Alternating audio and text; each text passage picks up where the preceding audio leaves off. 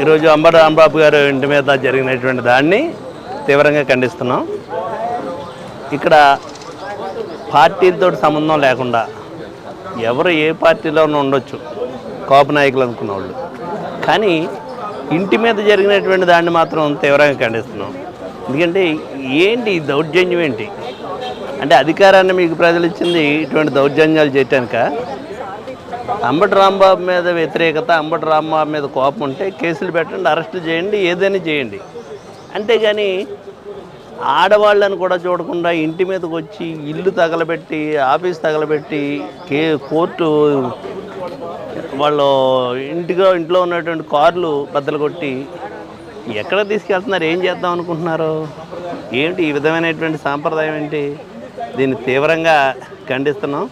భవిష్యత్తులో ఇటువంటి దమనకాండలు చేసి సమాజంలో కులాల మధ్యన ఒక రకమైనటువంటి బీజాన్ని నాటేటువంటి పరిస్థితులు చేయొద్దనేటువంటిది ఈ ప్రభుత్వానికి హెచ్చరిస్తున్నాం. ప్రభుత్వాలు అనేటువంటి శాశ్వతం కాదు.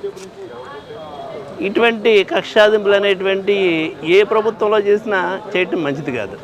ఇటువంటి తప్పుడు విధానాలని తీవ్రంగా ఖండిస్తూ భవిష్యత్తులో ఇటువంటి జరిగితే ఈ రాష్ట్రంలో ఉన్నటువంటి ఈ సామాజిక వర్గ జాతి అంతా కూడా ఏకతాటి మీద తీసుకొచ్చేటువంటి పరిస్థితులు చేస్తే 89లో ఉండేటువంటి పరిస్థితులు మరొకసారి పునరావృతం కాకుండా చూడమనేటువంటిది కూడా ఈ ప్రభుత్వాన్ని హెచ్చరిస్తున్నాను.